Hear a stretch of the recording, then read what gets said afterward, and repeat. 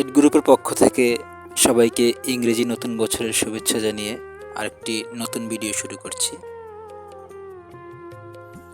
আজকে আমরা দেখাবো আমরা কিভাবে আমাদের গাভীগুলোকে মুক্ত বিচরণ পদ্ধতিতে লালন পালন করছি। এই পদ্ধতিটি গবাদি পশুর জন্য খুবই উপকারী। যদিও আমাদের এই বাংলাদেশে এই মুক্ত বিচরণ পদ্ধতিটি আসলে খুব বেশি দেখা যায় না, এটা হয়তো বিভিন্ন জায়গার স্বল্পতার কারণে।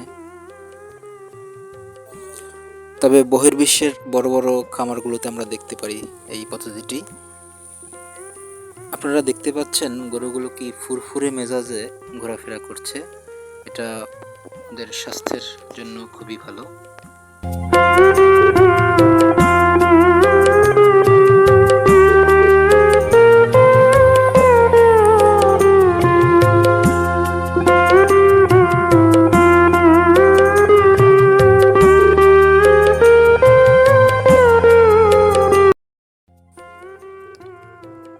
এখানে আমরা একটা বাঁশের ঘর দেখতে পাচ্ছি। আসলে এখানে আমরা হাইড্রোপনিক পদ্ধতিতে ঘাস চাষ করব, যে ঘাসটা খুবই পুষ্টিগুণ সম্পন্ন।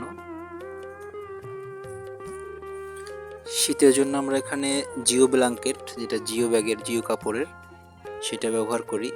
এটা ভিতরে খুবই গরম থাকে, কম্বল যেমন গরম ঠিক সেরকম গরুগুলো খুব আরামে থাকে ভিতরে।